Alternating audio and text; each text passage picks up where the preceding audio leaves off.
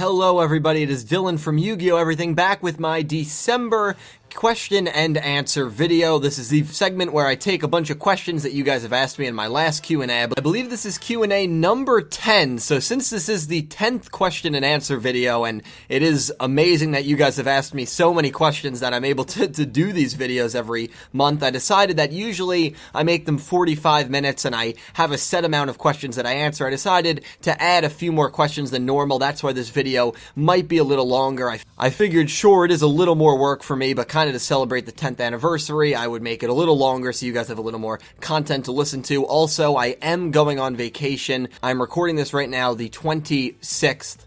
I am leaving the 27th. I will be gone until the 29th, I believe, so I will probably not be answering any questions on social. I probably won't even be on social media that much, or be answering any comments on this video, but please do comment any questions that you have for me down below. A few people have been speculating along with myself. If you want to watch the discussion videos that I did about Yu-Gi-Oh! 6, I guess I'll link them down below as well. The first one was kind of about the first night of Jump Festa info. The second one was more info that we got, and on the second night, with an interviewer, during a translated interview that we got, we learned that the quote I think that was said was that they're working to make the rival beautiful, and you know that's why no other image has been released. They're taking their time with this character and they're trying to make a very appealing rival character, which is very, very good to hear. That's obviously what we as fans want to hear. So a few people kind of took that very literally and said, well, beautiful usually is associated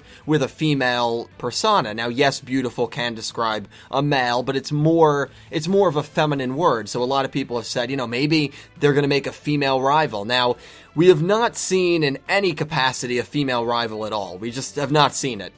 Would I like to do it? Would I like to see it? Of course I would like to see it. I think actually the female's not the main protagonist, and I would have liked to see a female lead, but it's not a female lead. It really was never realistically going to be a female lead. So, unfortunately, as much as I pushed for it, as much as a few people pushed for it, it was always a stretch. I do like Yusaku's design, and I'm fine with it.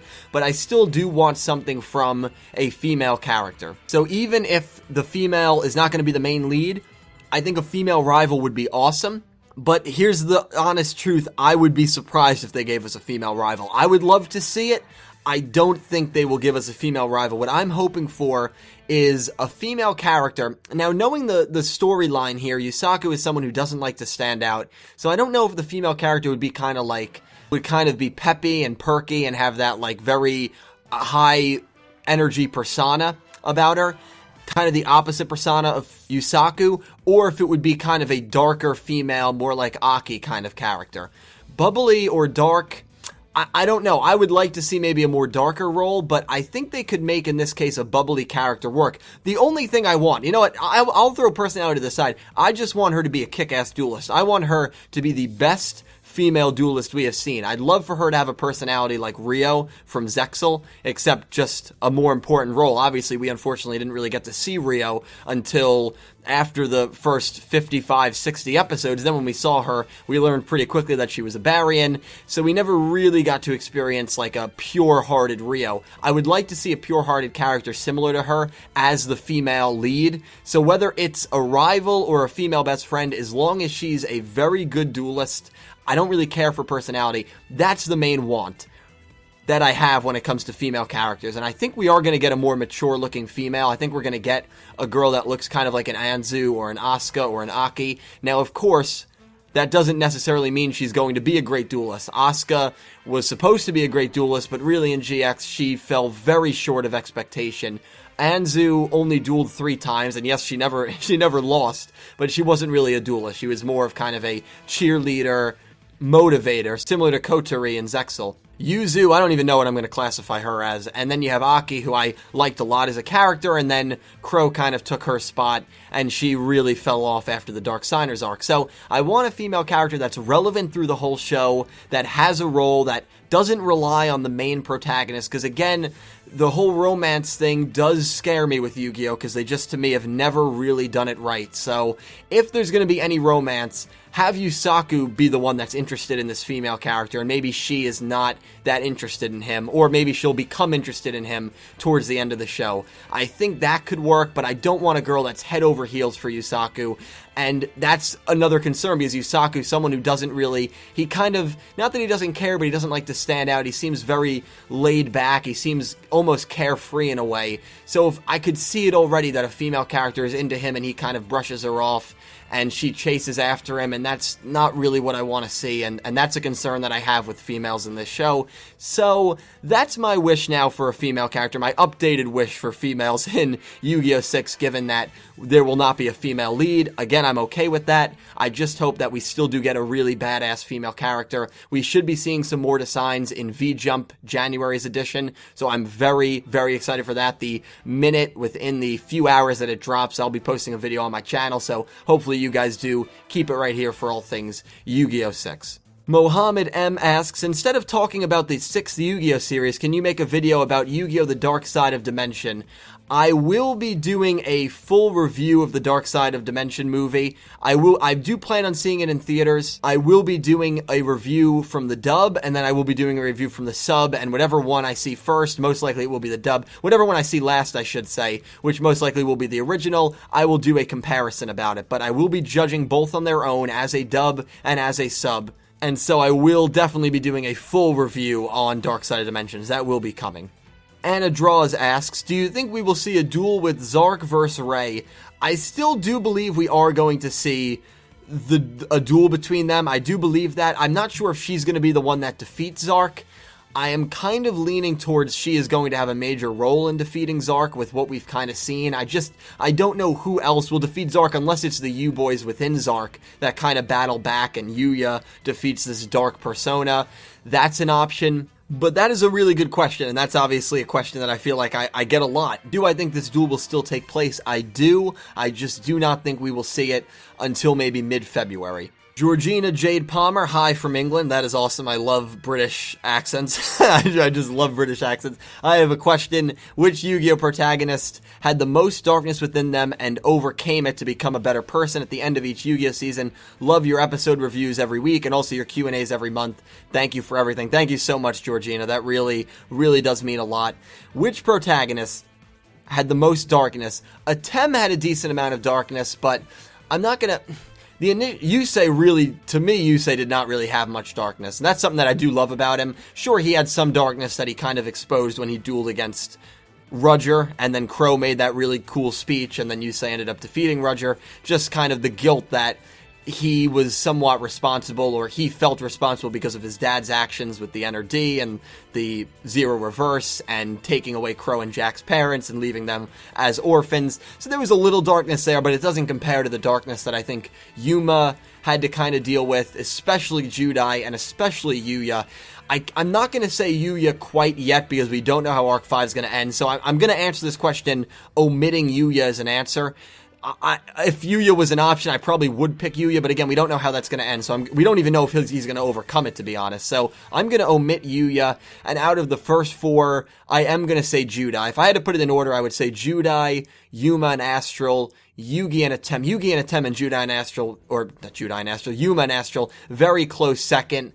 And Yusei at the bottom of overcoming darkness. Good question, though, and I'd love to hear answers from all you guys in the comments, again, because I will be reading them while I am on vacation, so I hope you guys give me some entertaining comments and responses to read. But really good question, Georgina. Odd Eyes Raging Player, before Yuya summons a new monster and the monster is revealed to him, could that be Zarc's memories? That's very interesting. So you're saying, like, when Yuya, let's say when he summoned Nirvana High Paladin against Jack, and he kind of, his eyes opened up a bit, and they zoom in on Yuya's eyes, and you see Nirvana High Paladin. I think a very similar thing happened with an Odd Eyes monster. I forget which one. And that's very interesting. That's very interesting. Do I think they could be Zarc's memories? You know what? I'm actually going to go ahead, and I'm going to say, yeah, I like that theory a lot. I think that could be how Yuya knows these monsters, and how, you know, for the Nirvana High Paladin against Jack, for example, how he I like that theory a lot, how he remembered that Nirvana High Paladin even existed because, again, maybe Zarc used it in a past life, and that even kind of ties to real-life examples. Some people feel that they've lived a past life before, and they get these kind of flashbacks or these powerful deja vu moments, and they're like, what the hell was that? I've even experienced it once, not a past life, but a moment a really very weird deja vu moment. That's another story for another time, but it makes sense. Yuya lived this entirely past life as Zarc, as an entertainment duelist who used all these different monsters. So for him to kind of know what these monsters are before even summoning them. Now, yes, you could say, well, he had to put the monsters in his deck, right? Not necessarily. We've seen Yuya's deck become Yuto's deck when he dueled Yuri and Zarc, so there's been some weird occurrences with this before. I like that theory a lot. I really do. Berserk Yuya asks, why does Zarc always target me for full control? I mean, seriously, what in the world happened to Roger? I mean, he is like stuck in an empty void. Also, my name used to be Death Machine, but I changed it. I remember that name, Death Machine, so thank you for the question. And why does Zarc always target Yuya? I think it's just because Yuya is the protagonist. That's honestly what I think. But then again, I think he targeted Yuri in the early stages of Yuri's life, and Yuri kind of accepted it. That's my mini theory about Yuri. Yuri accepted the darkness. That's why he is such a twisted and evil person. So he's been targeting Yuya as of the show when Arc 5 started, but I think before Arc 5 started, he really focused his attention on Yuri. That's just my opinion. And what happened to Roger? He could be stuck in an empty void. He could be stuck in the galaxy somewhere. I honestly think if we do not hear anything about Roger, or we do not see him before the show ends, which is only 12 episodes left, Roger is a permanent death in my eyes. There's no ifs, ands, or buts. Roger is a permanent death in my eyes. He will be another permanent death in the Yu-Gi-Oh! Arc 5 universe and in the Yu-Gi-Oh! Universe. We don't get many of them, but we do get a few. We know Sergei is one, and I think it would be kind of maybe even poetic justice. Sergei, permanent death. Roger, permanent death. And I think that's interesting that those were the two antagonists of the Synchro arc. So I think that is pretty poetic if they are both indeed permanently dead. But I think Roger is gone. I really do. So Fender Bullet got a few questions, and I'm going to answer the third one, or really the second one. Are there any plot holes / retcons that were not explained by behind-the-scenes events? Two that I'm thinking of: the ancient stone tablet from Duel Monsters and how the people of the city in 5Ds magically accepted Aki, who terrorized and very possibly harmed people. If you want me to explain the tablet one, I can. I probably, again, in the Q&As, I don't really answer comments as often as I do in other videos. I probably should have, because I don't really remember the stone tablet from Duel Monsters, but that's true. I mean, it's just Yu-Gi-Oh! Logic, I think, with the Aki one. There's something from 5Ds that really was bizarre. There was a character who, I think it was one of Ruas and Ruka's classmates, who, when you say dueled in front of them and you Stardust Dragon, they showed him and he said something along the lines of, that Stardust Dragon, I'm gonna steal it, I want that dragon. And they made it seem like this character was gonna, come back and try to steal Stardust Dragon, maybe even successfully do it. I'm going to try to find a picture of that character so people maybe remember what I'm talking about. I might just sound like a blubbering idiot. I might not have all the details correct, but I remember that was very strange. And other people online at the time said, yeah, I'm just surprised they kind of abandoned that. Then again, 5Ds was a bit of a mess in seasons 3 and 4, so I guess we just have to kind of give them the benefit of the doubt. There was a lot of behind-the-scenes issues going on in Yu-Gi-Oh! 5Ds. If you want to know more, check out my video on Clueless Gamers. Things you missed and things you didn't know about Yu-Gi-Oh! 5Ds. I discuss a lot of the behind-the-scenes events and plot changes that took place there. But that's one that I can think of off the top of my head. If anyone else has any more, please leave it in the comments below. And Fender Bullet, hopefully you respond in the comments and explain more on the Ancient Stone Tablet. Or someone does, because I don't really remember that too well. Lego with Peter asks, if Arc 5 ends, what are you going to do in Clueless Gamers channel Yu-Gi-Oh! Related? Well, I'm glad someone asked this. I'm very good friends with Pete. Pete is one of my, I really only consider that I have 4 or 5 best friends, 4 or 5 very close friends, and Pete is one of them. He's been a friend of mine for 7 or 8 years. I'm not sure, I don't think I'm going to leave the channel, but most likely the Yu-Gi-Oh! Reviews are going to be on Yu-Gi-Oh! Everything. Most likely when Arc 5 ends, everything Yu-Gi-Oh! Related that I do will be on Yu-Gi-Oh! Everything. Now, there's some things in the works on Clueless Gamers. I might continue to do a show. There is a show, Code Geass. I'm sure a few of you probably know it. It is coming back. It's a show that a lot of people have really recommended to me, not even in the Yu-Gi-Oh community, just friends that I've met at school that watch anime that say the show is amazing. I might do weekly reviews of those episodes if I get into it. Dragon Ball Super, that's a show that I might binge watch. Digimon, I might binge watch. Pokemon Sun and Moon, I might binge watch. So there's a few options that I have that are anime related. I most likely will be still doing a weekly review of one of those shows, only one of them. I just don't have time because of all the effort and blood, sweat, and tears I put into the Yu-Gi-Oh community to do more than that. But I don't want to just kind of ditch Clueless Gamers. Whether I do or don't, me and Pete are still going to remain good friends, and I'm sure he'll still let me hop on reviews with him, whether it be movie reviews or whatever, video game reviews, whatever it may be. So I'm sure my time on that channel is not going to end, but the Yu-Gi-Oh stuff is all going to be moved to Yu-Gi-Oh! Everything, most likely, once Yu-Gi-Oh! Arc 5 ends. So I'm glad someone did ask that.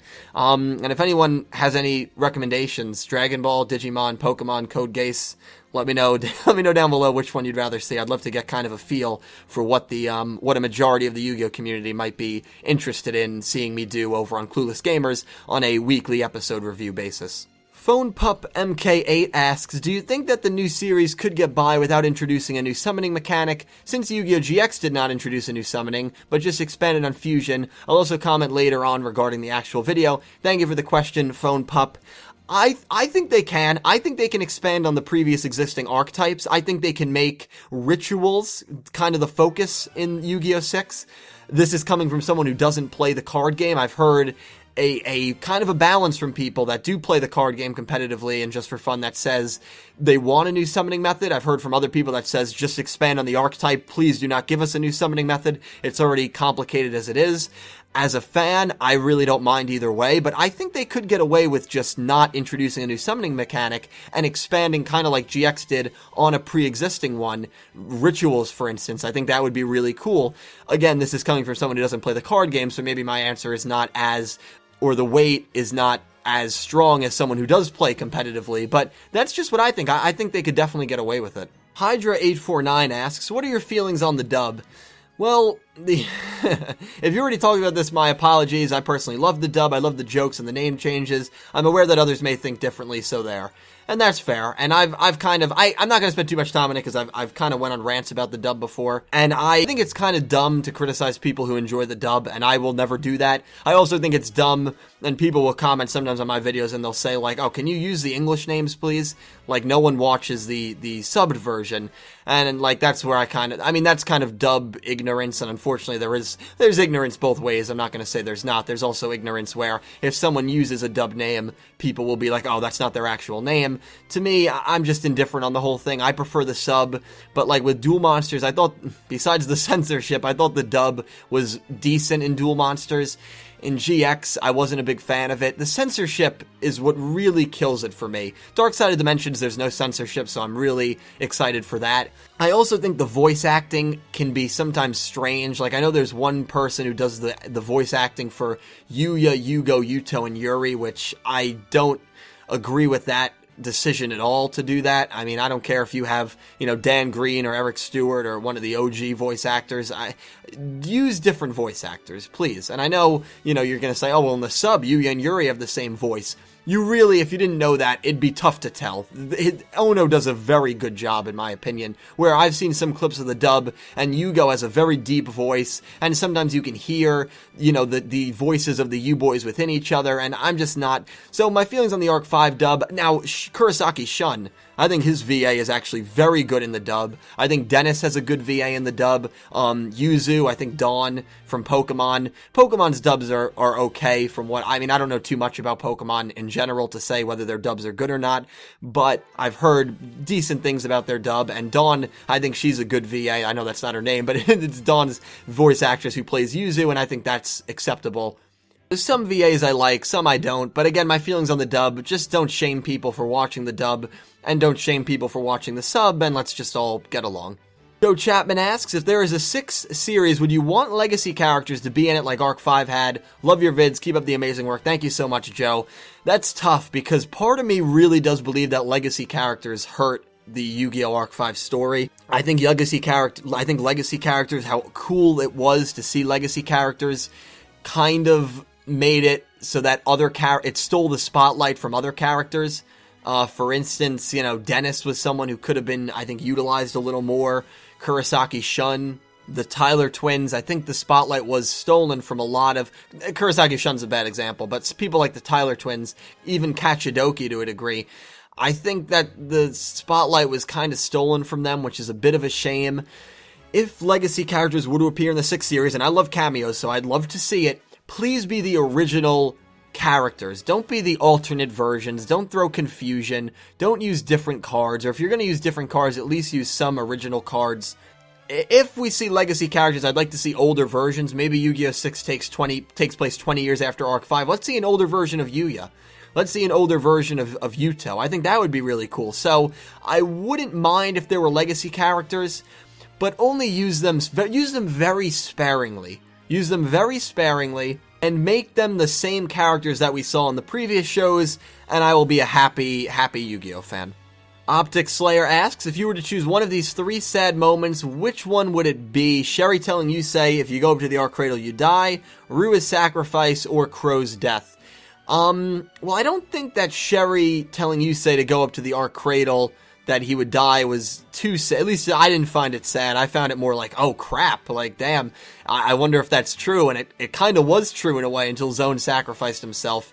So that I didn't think that was sad, so I probably wouldn't pick that one.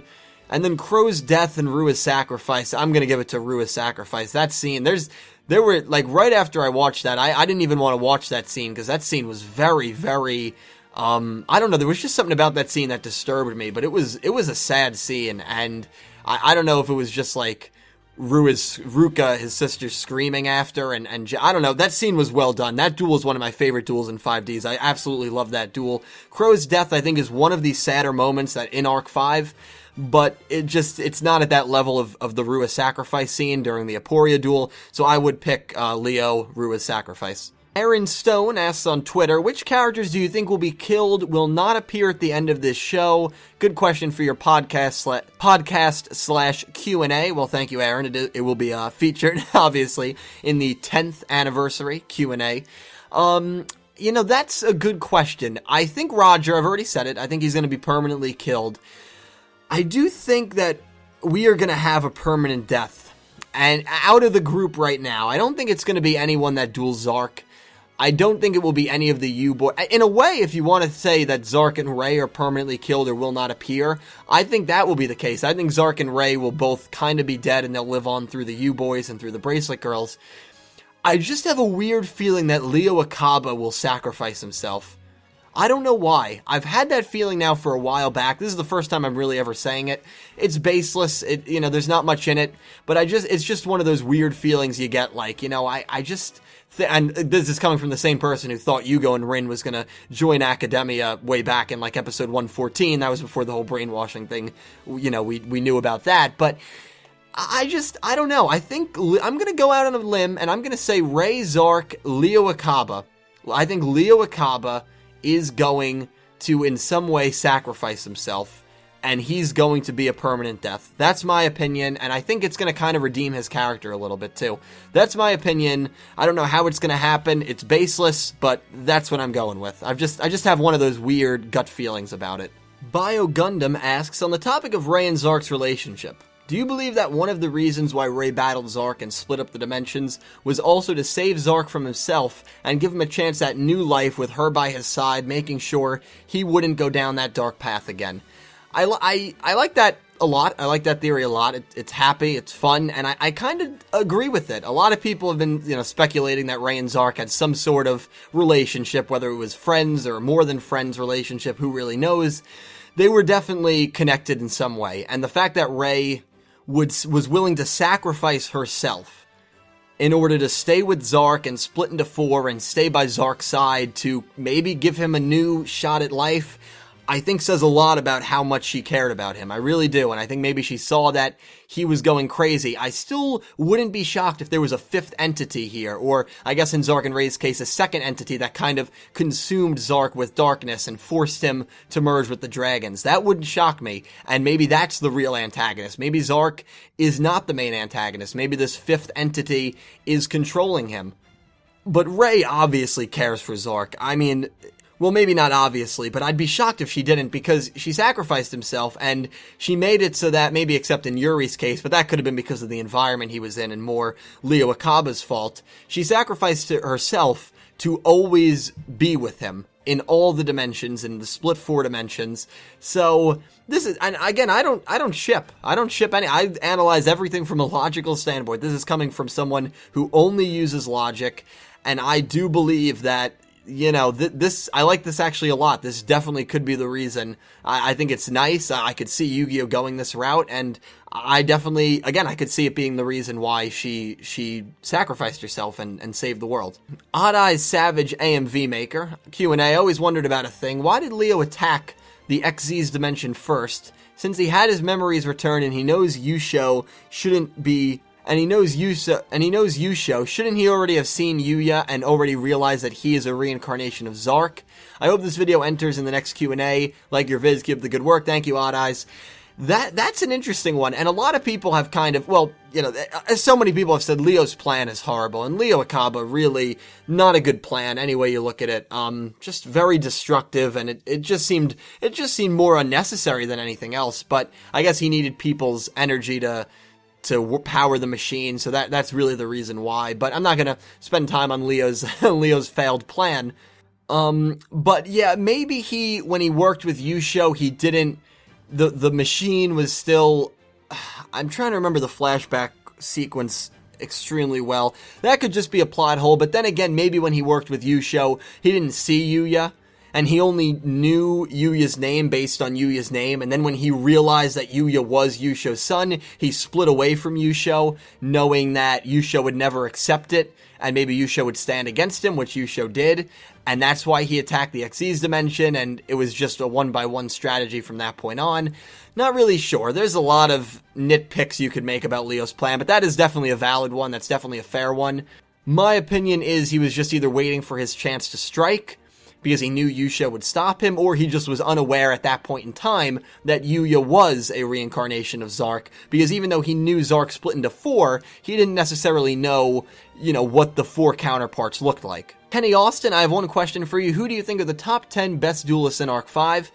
Well, Kenny, thank you for the question. I will be doing, when Arc 5 ends, every day that week, I will be doing a top 5 or top 10 list. It might be my top 10 characters, top 10 darkest moments, top 10 disappointments, and it will conclude with a top 10 duels right before the first episode of Yu-Gi-Oh! 6 comes out. So I'm not going to say any spoilers here, but that category very well could be in that bonanza week once Arc 5 does come to an end. Atemi Yugioh, Q&A. Will you be reviewing Dark Side of Dimensions? I absolutely will be. Who would win in an epic duel between you and Akaba Reiji? Well, definitely, guys, check out Atemi's channel. Check out Yugioh Academia's channel, because they will be doing a duel that me and Akaba Reiji, the guy who does funny subs, will be versing each other in a duel. I cannot wait. I cannot wait to watch that. I'm going to say Akaba Reiji is going to defeat someone who does not play the card game all that often, but it'll be an honor to lose to him. It will be an honor to go up against him, and I cannot wait for that. Alberto Montoya, Q&A, how confident are you that there will be another Yu-Gi-Oh! Series? Well, this was asked before the Yu-Gi-Oh! 6 announcement. I would have said probably 75-25 that I was confident. We got Yu-Gi-Oh! 6. Do you like Pokemon? I do. I love the games. I haven't played the games in a while because I just don't have a 3DS. How likely is it that you will create another channel like this with the topic being Pokemon? Do you think Pokemon and Yu-Gi-Oh! Will have a cross? I don't think Pokemon and Yu-Gi-Oh! Will have a crossover. I think it would be cool, but one is with monster. I guess they're both with monsters, so I guess it could work, but I don't think it would happen unless the shows were extremely desperate. Pokemon everything. I'd love to do it. If I had more time to make lists like that, the Pokemon universe is one that I would love to get into. The Pokemon universe has some amazing theories. I mean, some really, really popular theories, and I'd love to try to create theories myself and do discussions. I don't have the time. I love the Yu-Gi-Oh! Community so much, and if I wasn't in college, if I didn't have a job, I absolutely would do a Pokemon Everything channel. Absolutely. I haven't seen Pokemon since the original, since like the Indigo League, so I would really need to binge watch it to get back into it. I know there's a lot of filler. I know a lot of people will say, it's not really that cool of a show, but it's just got a nostalgia factor. It's got a special place in my heart, even though I have only seen up to Indigo League. But Pokemon Everything channel that if I had more time, I would love to do, but at this moment and in the future, it's not in the works. But good question, and thanks for asking, Alberto. Andre Marrero, if you could create a completely new archetype, what would it be? Also, have you looked at the comments for number 3? I have not yet, Andre. I'll do that right after I record this video. If you could create a completely new archetype, that's tough. I would love to do like a dark archetype, like with demons, and make it like incorporate gambling and demons. I don't know if that's an archetype, but make it like kind of take half of like gambling and dice rolling and take another half of like really dark and evil looking monsters, like demon dice, maybe you could call it, or something like that. I know that sounds like Skull Dice, the Janucci's trap card, but I don't know. I love monsters like Legendary Fiend. I love Fiend monsters like that, and I kind of love the gambling luck aspect of things. So if you could combine that, I think that would be awesome. That's just, I don't know. I don't know if that makes sense or if that if that sounds logical, but I think that would be really cool. I wish more people used like luck decks, kind of like Janucci did back in Duel Monsters. Tommy Lamb asks, who is your favorite character in Yu-Gi-Oh! Arc 5 and why? Thank you for your videos, I really enjoyed them. Thank you for the question, Tommy, and the support, I appreciate it. Again, I definitely will be doing this once Arc 5 ends as part of that Bonanza week, so I am going to hold off on that question for now, but thank you for asking. Tony 10 asks, if you could become any Yu-Gi-Oh! Protagonist, who would you want to be and why? I most definitely would not want to be Yuya. I probably... See, Yusei is like the man. Everyone either loves it, and there's some people who hate him because he's, like, so perfect, which is understandable. Yuma is too hyper for me. Jeez, I would be... I don't have the energy to be Yuma. And Yugi... Either Yugi or Judai or Yusei, one of the first 3. Judai is cool, but he's a little hyper. Not that he's hyper, but he's very lazy, which I guess I could be, and I like the dual school, but I wouldn't want to be as clueless as he is when it comes to like his cluelessness with Asuka is the most cringy thing to watch. Like, dude, do you not realize how into you this girl is? And I would hate to be like that, just really love dueling and kind of just have that one interest and that's it. So either Yusei or Yugi. I'm going to pick Yugi. I don't give Duel Monsters enough love. I'm going to pick Yugi. Yugi is the man, and sure, he's a young kid, but to have a Pharaoh back you up in duels and in fights and in arguments, I think that is actually really, really awesome. Jacob Hauser, do you think that Yuri could somehow get redeemed at the end of Arc 5? I actually don't think he's really going to get redeemed. I think when... I've already kind of touched on this. When all the U-Boys come back and all the Bracelet girls, I think they'll all be talking like 10 or 12 characters. Yuri's going to make some wise-ass remark to Yugioh. Yugioh's going to like kind of get mad and maybe curse him off. And Yuri's going to smile and walk away, and that's going to be it with Yuri, and it'll just be like, classic Yuri. So I think he's going to lose his taste for blood and vengeance. But I think he's going to keep on that kind of evil, not evil, but that douchey personality, excuse my language. So I don't know if he's really going to get redeemed, but I don't think he's going to be evil by the time Arc 5 ends. We only have 12 episodes left, so it's going to be... I just hope it doesn't feel rushed, that's all. Soulblade Nin asks, if Leo does achieve Arc 5, would the U-Boys and the Bracelet Girls technically have never existed? Also, that ending music is Sonic Pyramid from Sonic Adventure 2 Battle, right? I'm going off memory. It absolutely is. I usually use Sonic Adventure 2 Battle music at the end of these videos, in case any of you were wondering where that music is from. I absolutely love that game, and I love that soundtrack. Would the U-Boys... You know what? Technically, yes. Well, realistically... Technically, realistically, I use those two terms too much. I mean, technically they did exist, but I guess they wouldn't have, because keep in mind, Zarc does not remember anything. Like, based on the 137 preview, he says, oh, you're XZ's users, and that's about Shun and Kaido, and clearly Yuya and Yuto would be able to tell that they're XZ's users, obviously, from their past memories. So, in a way, yes. That is correct, which is kind of sad to think, but, yeah. I never really thought about it like that. Good observation. Iris Wirog, will there be a timeline video? Well, I've always said that I will be doing it when Arc 5 ends, and for anyone that is watching to this point, we're probably about a half an hour into this video, you're probably the first to know, maybe some of the only ones to know unless people comment it down below, but all I'm going to say is my timeline theory video will be coming a lot sooner than you guys might think. That's all I'm going to say. Ray Pendulum, Q&A, who the hell do you think gave pendulum summoning to Yuya? It's still a mystery. Well, you know, the bracelet, it had to have been, not the bracelet, jeez, the pendant, right? It had to have been the pendant. Yuya's pendant flashes, and all the cards turn pendulum. Now, it's interesting, when Zarc merged with the 4 dragons, Odd Eyes was not a pendulum monster. But now, as he's dueling, he knows what pendulum summoning is. So, I don't understand that, because Zarc probably shouldn't know what pendulum summoning is. The bracelet, or not the bracelet, the pendant also fell off Yuya right before he merged. The pendant has to somehow play a massive role into all of this. And finally, do you think Reiji will team up with Ray to fight Zarc? You're doing a great job, and I always enjoy these Q&A videos. Thank you so much, Ray. It really does mean a lot to me. Yes, I do think Reiji and Ray and Rara and Leo are all going to team up. I think it's going to be a 4-on-1 to fight Zarc. At least that's what I hope.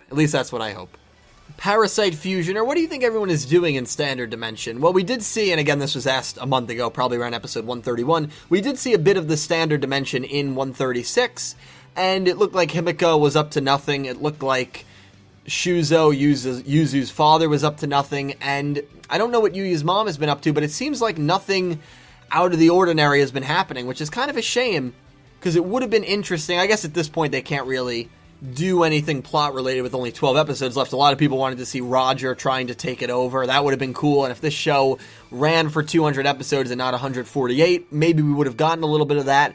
But I think the boring answer, and based on what we saw in 136, so I'm kind of cheating when it comes to this question, is nothing out of the ordinary is really going on in Standard. Foe 360, why would Leo send Yuri, of all people, after the Bracelet Girls? I think Yuri has a connection with the Bracelet Girls, obviously the Zarc Ray connection, and maybe if that's not even why, Yuri, I think, is the best duelist that Academia has. He said it before, he's never lost, so I think from Leo's perspective, he's just sending a perfect duelist to go after these girls, where if someone tries to duel him and get in his way, he's never lost before. He's not going to lose, and he doesn't lose until he versus Yuya, which is himself. And so I think Leo was kind of smart to send Yuri after the girls. He sent, and it wasn't just Yuri, remember, he sent Dennis to do recon for Ruri in the XE's dimension. He kind of sent Dennis to do recon in Standard. So it wasn't just Yuri. Dennis was kind of his right-hand man, but the closer, you always slave your best pitcher to be the closing pitcher. You always save, your best player to be the anchor.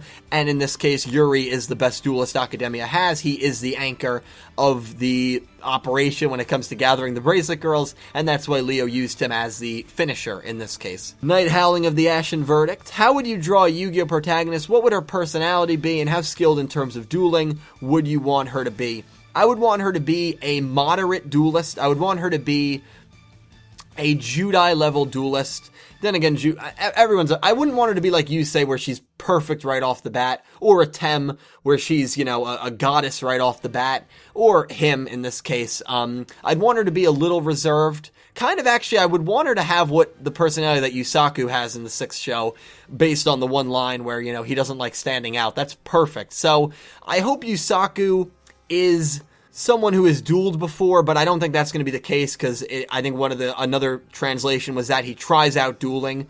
So I just hope he doesn't suck. I hope he's kind of good right off the bat, and he's like, oh wow, I have a knack for this.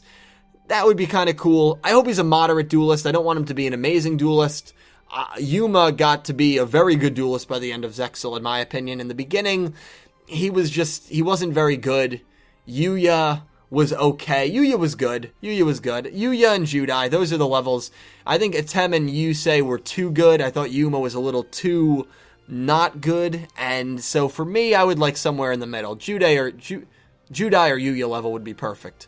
Junior RC asks, I have an interesting topic, Dylan. Since we are approaching the possible announcement of Yu-Gi-Oh! 6, and after I've watched your videos about the ratings on Nico Nico, do you think that Yu-Gi-Oh! Could ever be a mainstream anime? If so, or if not, what would you do in order to push the franchise to its fullest potential? Would you consider the original Duel Monsters show the closest Yu-Gi-Oh! Has ever come of being mainstream? And what would cause Yu-Gi-Oh! To reach the popularity that it once did? Love your vids, and carry on your way to 3,000K. Thank you, Junior RC. 3,000K, I think, would be 3 million, but I know you mean 3,000. So hey, carry on to 3 million. A guy can dream, right? But no, in all honesty, I do believe Yu-Gi-Oh! Has reached its peak with Duel Monsters. What I would do, I go into Hot Topic. I go into, not really Spencer's, but Hot Topic and Spencer's in the, Northeast area. Every mall you go to, I go to Hot Topic just because I like the shirts there. And they have all these animes. Fairy Tail, One Piece, Dragon Ball, Pokemon, so much Pokemon. And there, you will never find a piece of Yu-Gi-Oh! Merchandise. And you know why? Because the branding and the merchandising has been so poor. It has been horrible. Yu-Gi-Oh! Has been so poor. And if you're not getting the brand out, people forget that you exist. People forget you exist. I was talking to someone recently, and they overheard my conversation, or no, actually, they saw I was doing an edit, and one of the RAs was like, "Is that someone from Yu-Gi-Oh?" And it was a picture of Ryo Marufuji. I was doing the edits for the Ryo Kaido fantasy duel, and they were like, and I was like, "Yeah, you watched the show?" And he's like, "Yeah, a long time ago. What is that? Is that from the original Yu-Gi-Oh?" And I'm like, "No, it's from GX." And they had a nostalgia trip, and they were like, "GX, man, those were the days." I forgot those shows even existed, and no RA, maybe like 2 or 3 RAs on my staff know that I do this. a lot of people don't really know that I do this. It's not really my, I don't like to just bring it up a lot. Not that I'm ashamed or embarrassed of it, but I just like to keep my personal life and my life on the internet a little separate. And so you have a person who loved the show, and if they knew the show was still going on, would probably still watch the show, because I said, yeah, the show's still going on, it's really good. They do spin-offs, and like the newest show is Arc 5, and he's like, oh, I thought GX was the last show. And I bet you there are so many people out there that think Duel Monsters was the final show, or GX was the final show, or 5Ds was the final show, because their merchandising, their branding, their advertising is just so bad. And I know the main focus of Konami and of Yu-Gi-Oh! And Konami, not going to get on a rant there, but maybe if it was in the hands of a different, big company, things would be a little different, but you have to, and I know the main focus of them is the card game, but advertise the anime a little bit. That's what I'd do. I'd print out shirts. I would, you print out a shirt with all 5 protagonists. I think that would sell really well, even if you put it online and you don't want to put it in physical stores. But just get the word out there. That's what I would do. That goes a long way. Trust that. I mean, I'm a marketing major. I've taken so many marketing classes, and no, I'm not some expert in marketing, but these are just basic things that you never see Yu-Gi-Oh! Doing.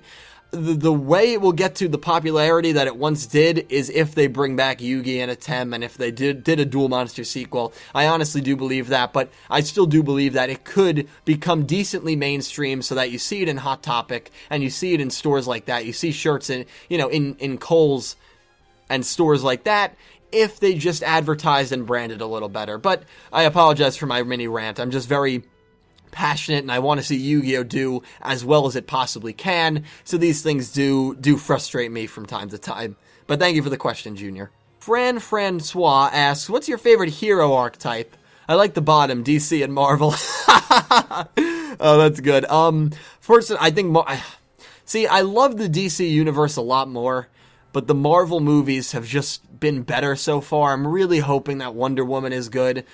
Superman vs. Batman, I wanted that to be and Suicide Squad, I wanted them to do so well, and they did very well in terms of box office, but I didn't enjoy them as much as I enjoy a lot of the Marvel movies, which is a shame because I love Batman. I have a poster of Batman, a huge poster in my basement. I love DC, but this is not about DC or Marvel. Otherwise, I'm going to say Elemental Heroes GX manga. Those heroes were pretty awesome. Skylar, so we've asked before, would you ever consider getting into the actual card game? It's very fun, and a lot of strategy is used, which I really enjoy. If you ever wanted to try, I recommend downloading DevPro and then we can duel. I'm going to be very quick with this. I might get into it at some point. It will be in the summer if I get into it, just because I'm too busy with these videos and I'm too busy with schoolwork and my job. But, if someone bought me a pack of cards, I would be thrilled. And, you know, a family member or something like that. And so I'm definitely not opposed to getting into it.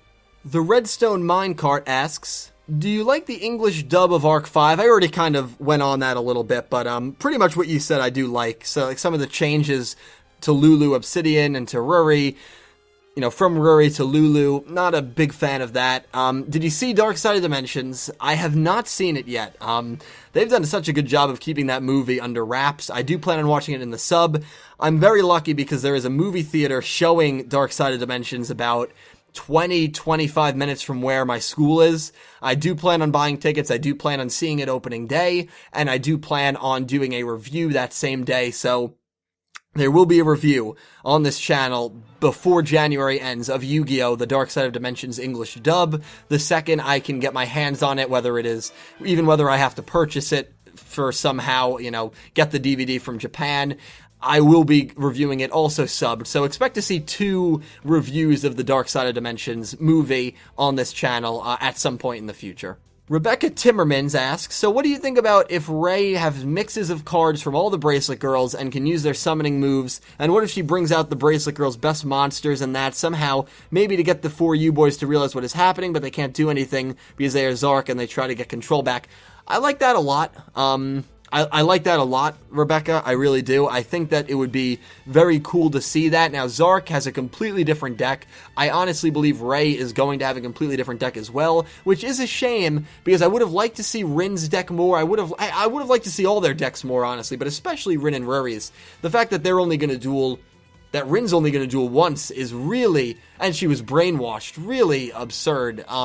But that's not the rant I'm going to get on. Unfortunately, I would love if they went with your idea here, but I think they are going to go down a different path. Ray is going to have all different monsters, all new monsters, but maybe the ace of her decks are the 4 aces from the girls' decks. I think that would be pretty cool. I guess we're going to have to wait and see. Yuto asks, would you like Bonds Beyond Time but with Yuma and Yuya in it? Great vid so far. Keep it up, fam. Thank you. Thank you, Yuto. I appreciate it. Yes. This is what I'd like to see them do for a movie. I don't think they would do this, but I would love to see it. How about we had Yugi, Judai, and Yusei all star in a movie? How about we get Yuma, Yuya, and Yusaku in a movie? I think that would be really awesome. Now, here's why I don't think they'll do it, because I think the only way they're going to do a movie is if Yugi or a Tem is in it. Every movie they've done it with Yugi and a Tem. Now, even if that means Yugi, Yuma, Yuya, and Yusaku have to be in a movie together, I'm not opposed to that. I would love to see something like that. Do I think that would happen? Probably not. But even if they do a 1-hour special of Yuma, Yusaku, and Yuya all teaming up, I think it would be so cool. I also think their personalities, Yuma and Yuya, their personalities would click. I really believe that, but Yusaku would, I think there'd be some humor there because Yusaku is so, again, it's too early for me to judge and it's a little crazy for me to say that, but he seems to be very careless, and not careless, but carefree and laid back and reserved. And you have Yuma, who's like, yeah, let's, kata bingo. And you have Yuya, who, the fun has just begun. And then you have Yusaku, who's probably just standing there like, oh, geez, why am I with these two? I think that would be really, really cool. I think that would be really funny, and I think it would be awesome to, at that point, see Yuma back in action. And I think it would be awesome at that point to see Yuya back in action, because we have 12 episodes left, ladies and gentlemen. And after that, it's sad, and I do plan to do a full video of properly kind of sending off Yu-Gi-Oh! Arc 5, but enjoy these last 3 months while you can, especially if you're a massive Arc 5 fan, and, I'm a big Arc 5 fan myself. We will maybe never see these characters again in the anime. We're never going to, and I know we have the manga, but the manga, their characters are a little different, and there's some characters that might not appear in the manga, and so let's enjoy it. This is it. This is the last 3 months, not to get depressing, but, so that's why I think it would be awesome to see Yuya back in action 2 years down the road. Will it happen? I don't know, but I would love for it to happen. Kerbo97, what is the best end in all Yu-Gi-Oh! Series? Did you expect that, or that wasn't what you thought, except Arc 5, of course, and Arc 5 end theories? I'm not going to answer that because there's just too many, Kerbu, and I'd love to answer it, but I've talked for about an hour now, and my voice is starting to go a little bit. My favorite ending, I loved the Duel Monsters ending. It was just so simple. It made a lot of sense. The GX ending was very ambiguous. I thought that was a cool ending, but the fact that they didn't show us the end of that duel is still very, annoying, and no, I do not believe that duel happened. I believe that whole final 2 episodes was just a weird dream, just a weird, drug-induced dream, if you want to even say. No, I don't think drugs were involved, but that was my second theory video. That's over on Clueless Gamers if you want to check it out. 5Ds had a good ending. It was ambiguous. It left 5D's actually. 5D's ending was very good. I always get not emotional, but I always get chills when I go back and watch it. You have the song, you have the Yusei and Aki scene. That was a very good ending, and then Zexal had a good ending as well, with everyone flying off together towards an issue in Astral World. The best ending.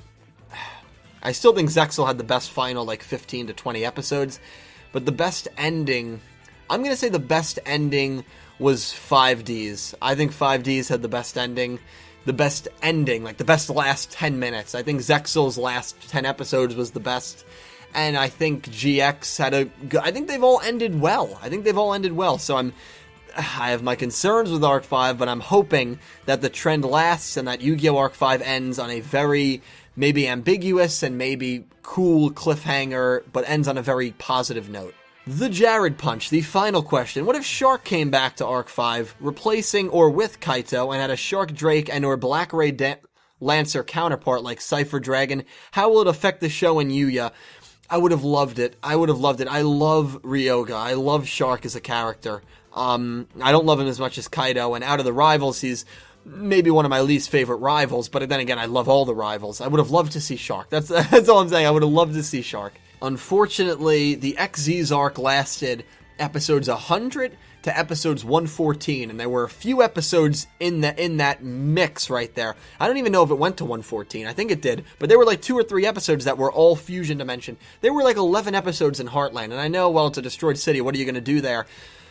Well, the problem is Zexal gets screwed. Yu-Gi-Oh! Zexal gets screwed. All the shows have 2 counterparts, and yes, Kaito is enough for 2 or 3 characters, but I would have loved to see Shark. And if it was Shark instead of Kaito, I think that would have worked. And I think it would have made sense, because Kaito, even though that mini plotline is kind of gone, I felt like that would have been a big plotline, that Kaito's family, he was trying to get his family back. That plotline has just kind of mysteriously vanished, but Shark could have said something like, they carded my sister, or they took my sister. He wouldn't have even had to mention Ryo's name, but that would have been awesome, and it would have shown us why Shark was the way he is, replacing Kaito in this case. Would have loved to see him, would have loved to see more support for his deck. It just, it unfortunately didn't happen, and Zexal kind of gets screwed, and they don't get a second character. Well, that is all she wrote, ladies and gentlemen. My 10th Q&A. 10 Q&As, guys. I didn't even remember until someone commented on my last one that they remembered when these used to be at the end of my episode reviews. That's right. If you go back to my 105 review or my 104 review, at the end of the reviews, I answered people's questions, and I was like, all right, you know what? I'm going to make this its proper segment, and that's what I did. And 10 Q&As later, I do it every month. You guys are amazing that you still ask me questions and you still want to hear me ramble on about Yu-Gi-Oh! for the better part of an hour. So, thank you guys so much for all the questions. I really hope you enjoyed. Again, I will be on vacation until the 29th. I probably will not be answering any questions, any comments, anything on social media until the 29th, but still comment down below. Answer as many questions as you want. Leave as many questions as you want, and I will try to answer them in Q&A number 11. Thank you guys so much for watching. I hope you have a wonderful day.